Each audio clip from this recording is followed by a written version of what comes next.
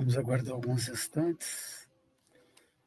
Os nossos amigos que sempre nos acompanham, pouco a pouco, possam se acercar. E aí, então... Obrigado, Ângela, bondade tua.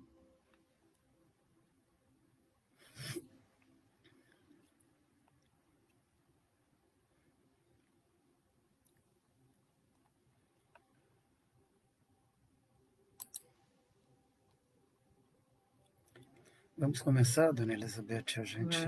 Vamos começar.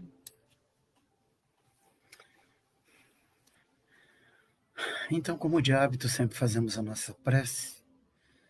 Aproveitemos essa aura suave que refresca a cidade de Cafarnaum. Mantenhamos o nosso pensamento elevado a Deus, a Jesus, a Irmã Esperança, ao amigo Ivan de Albuquerque. E agradeçamos por esses doces momentos, breves momentos de 30 minutos, que todas essas reflexões possam servir de alicerce para o futuro dos nossos dias. Muito obrigado, bom Deus, sê conosco, agora e sempre. Que assim seja. Bom, podemos começar então? Bom, o nosso assunto de hoje está na tela, vocês já devem ter lido, a coroa e as asas. Então, nós estamos todos na casa de Pedro, em Cafarnaum, nós como convidados, não é? Estamos ouvindo Jesus e seus apóstolos, que estão numa conversa muito animada sobre as glórias do saber ou da sabedoria. Para ilustrar o assunto, Jesus contou uma passagem aos presentes nessa doce e fraterna reunião.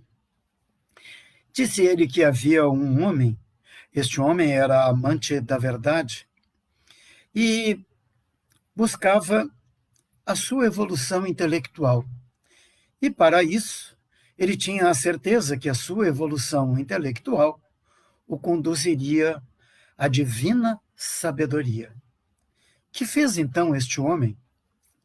Decidido encontrar a divina sabedoria, entregou-se com empenho na subida da elevada montanha da ciência. Para tanto, usou de todas as suas forças. O caminho era penoso, estreito, e exigia desse homem um imenso esforço. Esquecendo-se das dificuldades do trajeto, a cada etapa vencida, ele trocava suas roupas para melhor se adequar às exigências da marcha. Ele buscava incessantemente a sabedoria, a ciência.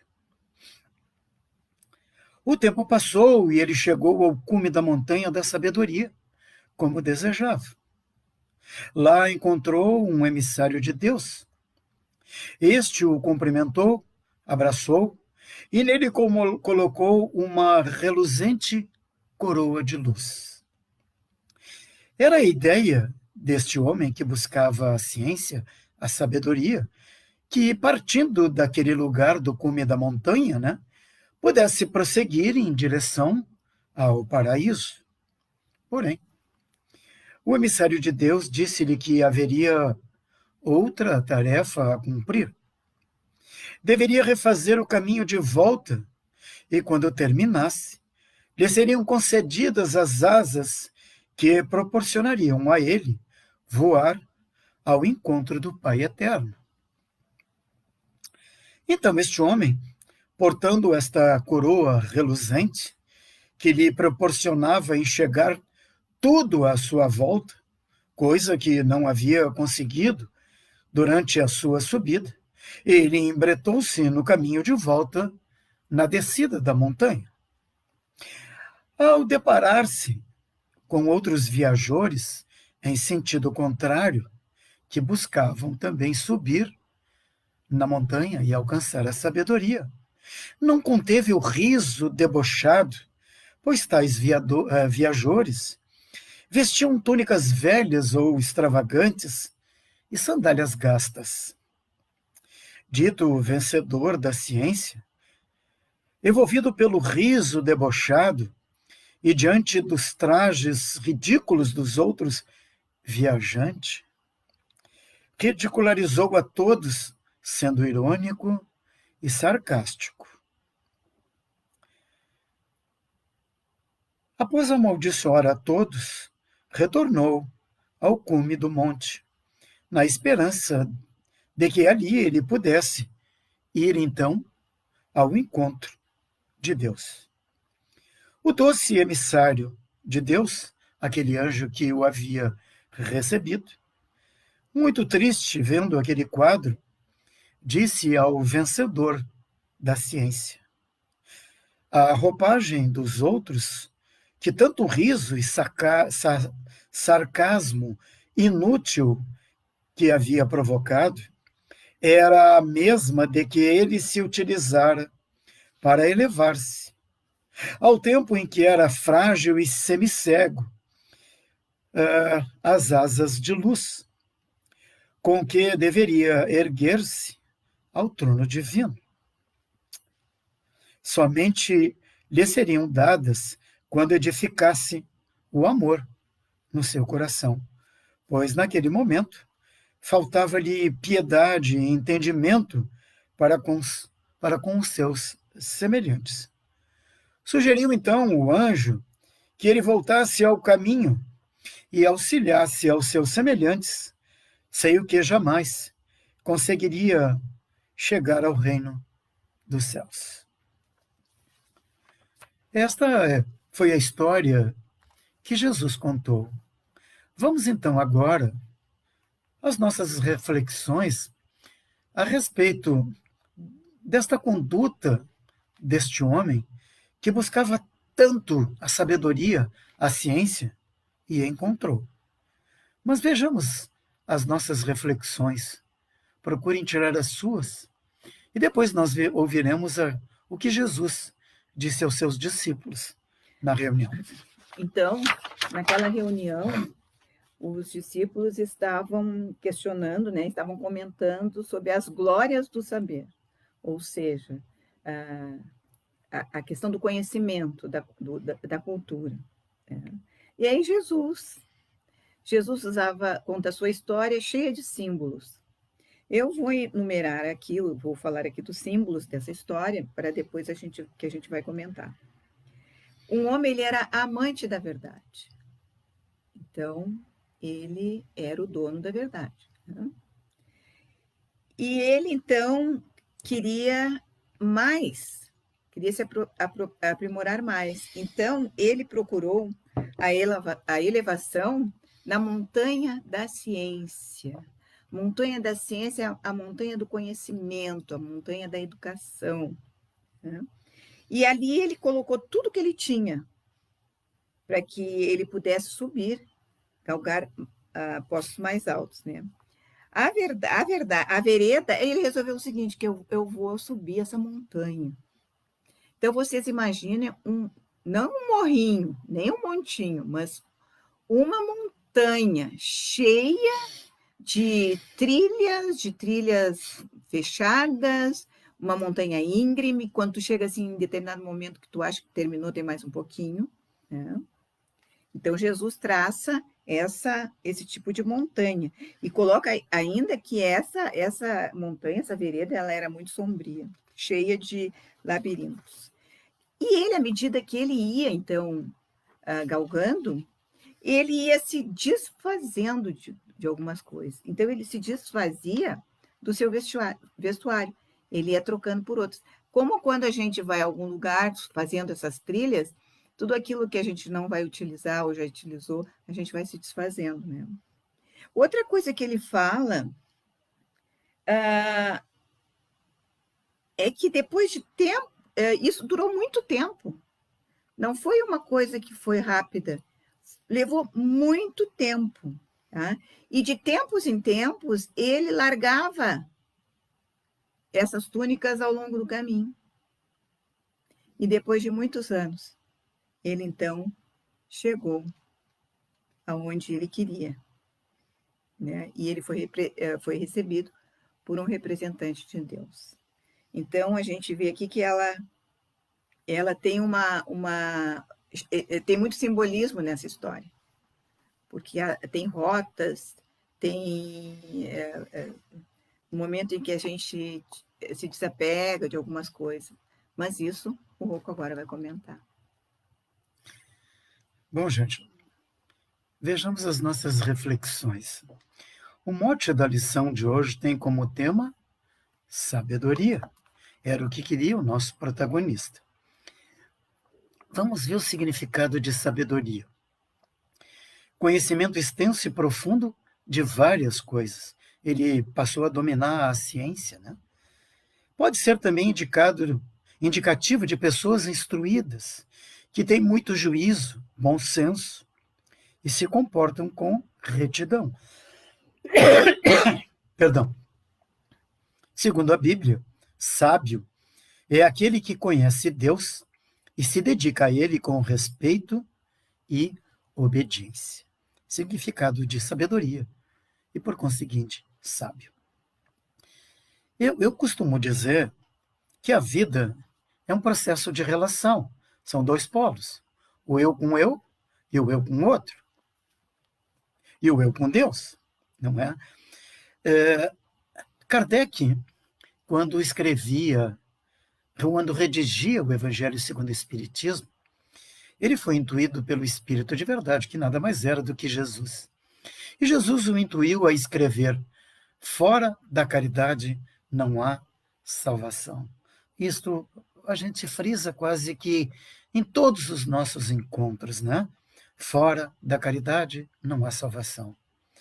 E sozinho ninguém faz a caridade.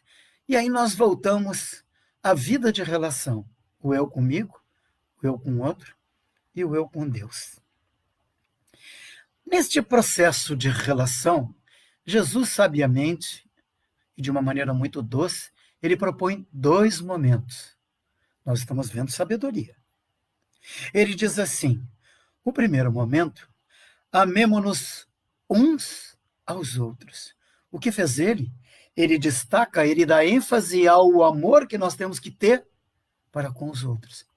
E no segundo momento, em que ele nos propõe, ele diz: instruí-vos. Então, assim, antes de buscar a sabedoria, eu preciso entender o que é o amor. O nosso protagonista se dizia dono da verdade.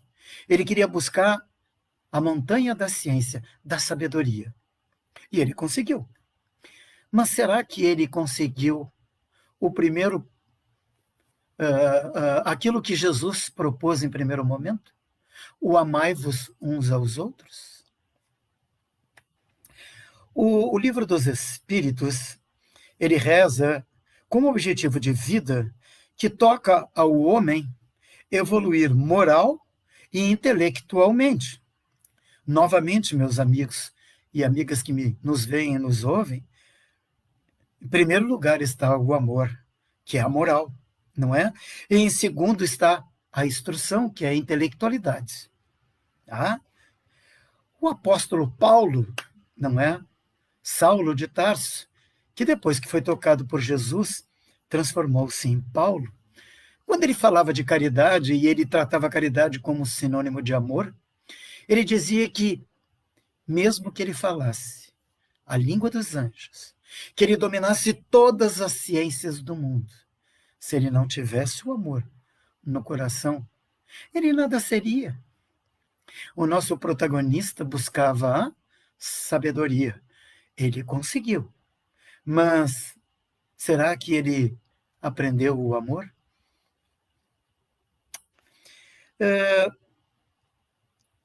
O apóstolo Paulo, então, ele preconiza que, mesmo dominando todo o conhecimento, se ele não tiver o amor, ele nada é. Não é? Por quê? Por que ele nada seria se ele não tivesse o amor, mesmo dominando todas as ciências do mundo? Porque ele passaria a ser alguém prepotente, arrogante, orgulhoso e sem humildade. Ele passaria a desprezar os outros que saberiam menos do que ele. Então, se ele não tivesse o amor, ele nada seria. Vamos nos reportar ao Sermão da Montanha. Jesus observa o quão são felizes os pobres de espírito. Disse que... Me perdi. Disse o mestre: graças rendo a meu Pai por haver ocultado estas coisas aos doutos e aos prudentes, e por haver revelado aos simples e aos pequenos. O que Deus revelou aos simples, aos humildes? Os segredos da vida. E deixou os segredos da ciência, as coisas do mundo, aos sábios e prudentes, que na maioria das vezes, e não são todos, porque nós não podemos generalizar, queridos amigos, na maioria das vezes, estes irmãos que se têm por sábios e prudentes são orgulhosos do seu saber. E por serem orgulhosos do seu saber, menosprezam aqueles que menos sabem. E será que essa foi a ideia que Jesus nos trouxe? Para que nós pudéssemos trilhar este caminho evolutivo da moral e da intelectualidade, do amar uns aos outros e depois nós nos instruirmos uns aos outros? Claro que não. O nosso protagonista se equivocou, apesar do objetivo colimado. Ele queria aprender tudo da ciência. E daquele momento em diante pudesse, junto com as asas da sabedoria, ir ao encontro de Deus.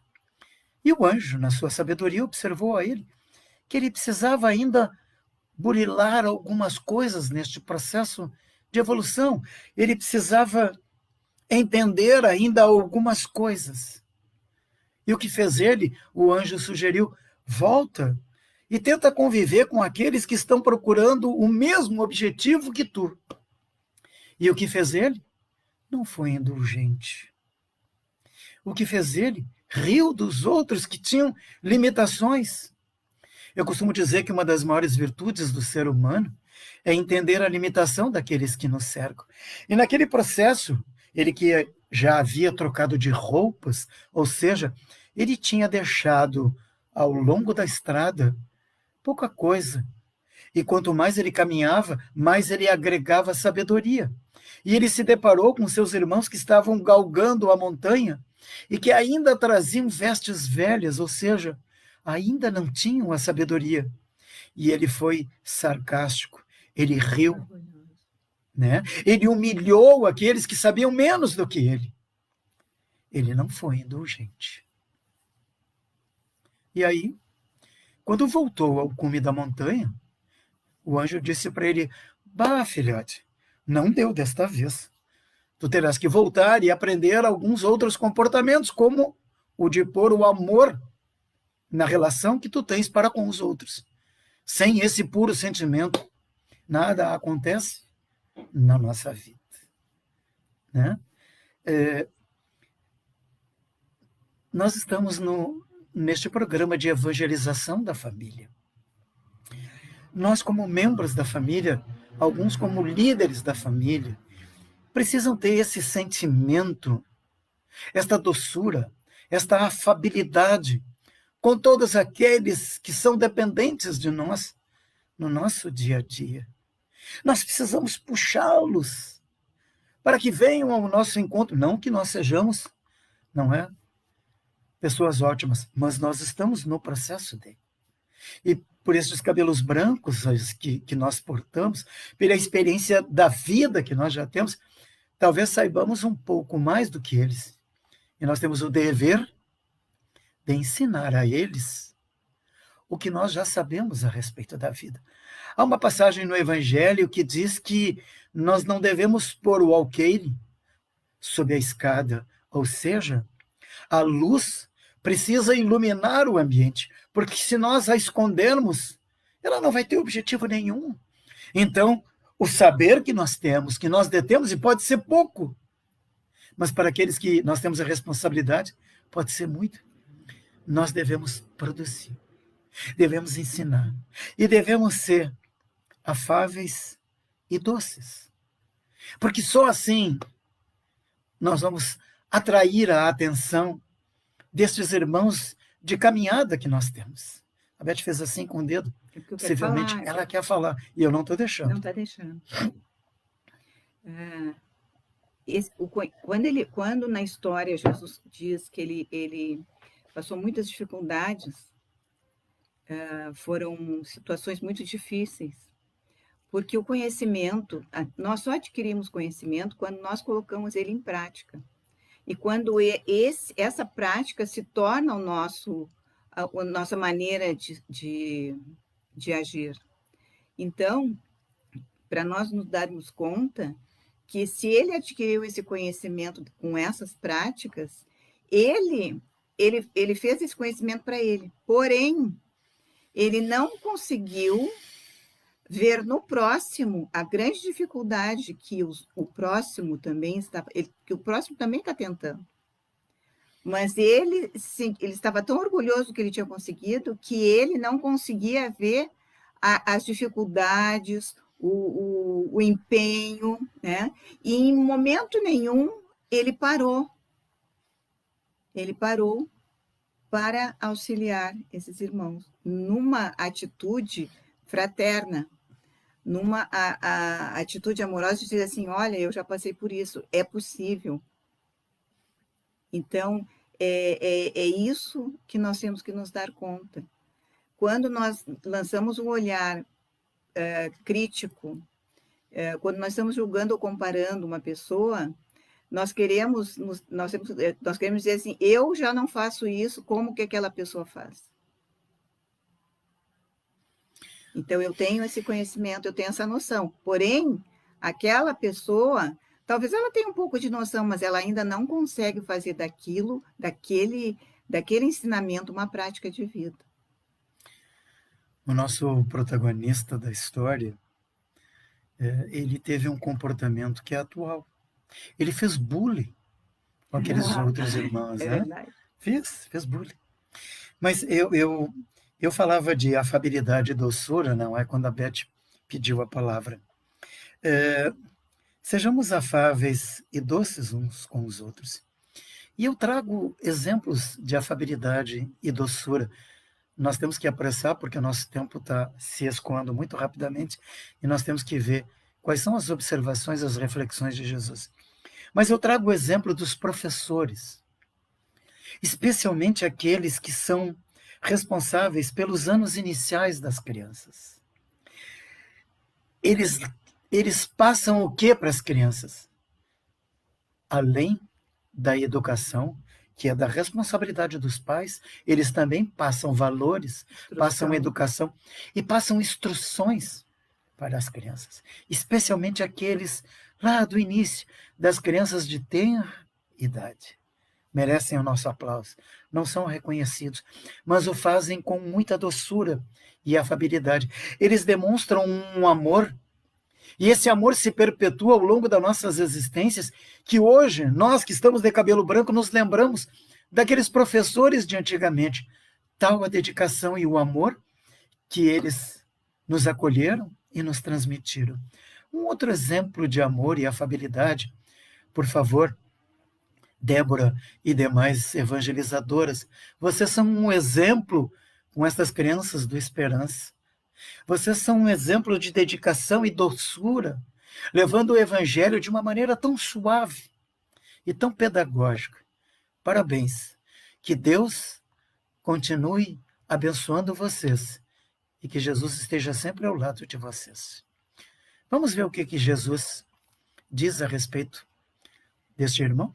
Então, depois de alguns minutos de silêncio, de toda aquela história que ele contou, ele terminou dizendo assim: há muitas almas na terra ostentando a luminosa coroa da ciência, mas de coração adormecido na impiedade, salientando-se no sarcasmo pueril e na censura indébita, envenenadas pela incompreensão, exigentes e cruéis, fulminam os companheiros mais fracos no entendimento ou na cultura. ao invés de estender-lhe as mãos fraternais, reconhecendo que também já foram assim, tateantes e imperfeitos.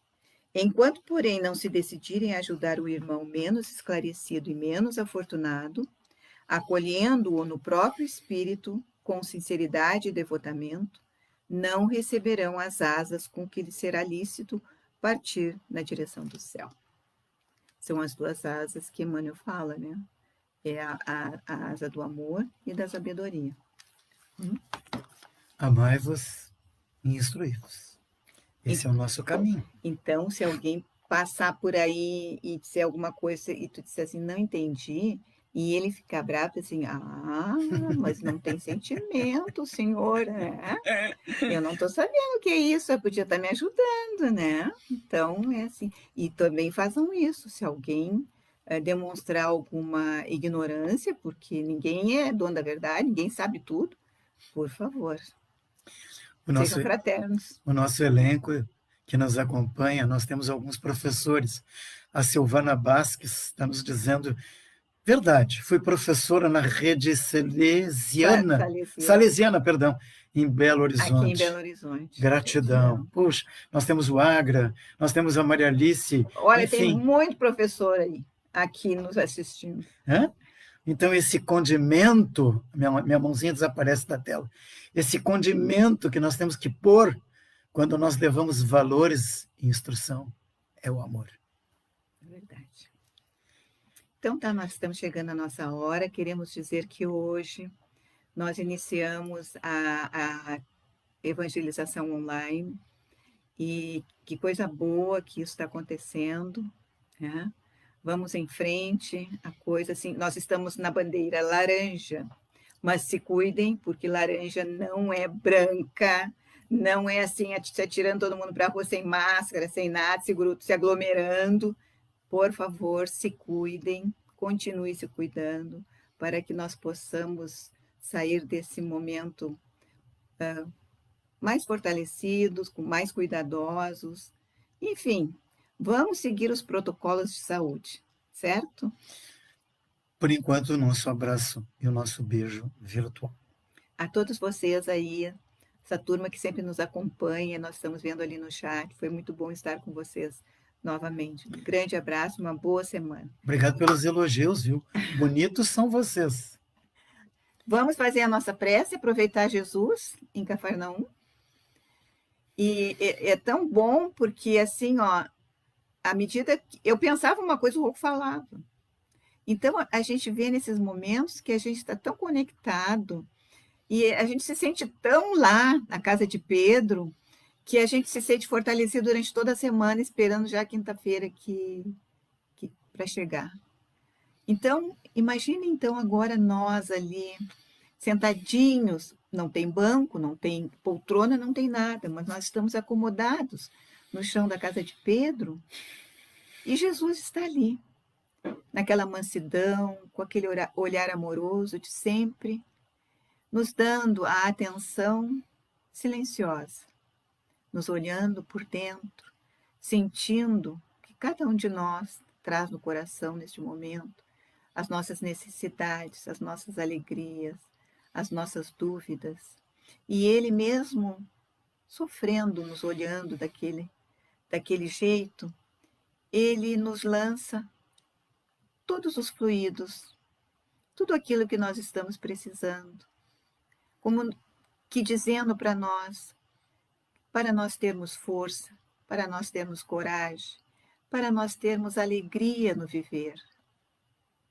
E com isso, nós possamos trilhar a nossa caminhada, que nós programamos, nós projetamos antes de aqui chegar. Que nós não nos sentamos sozinhos, que nós coloquemos Ele no nosso coração, que nós vivenciemos a companhia dos nossos anjos guardiões e que possamos, neste momento, então, dizer: obrigado, Jesus. Obrigado, mestre amigo. Que teu olhar que nos lança neste momento possa nos dar um banho de alívio, de paz, de força, para que quando nós retornemos aos nossos lares, nós possamos multiplicar, dividir com todos os nossos amores queridos, trazendo dentro do nosso lar uma psicosfera fluídica de muita paz, de muita renovação.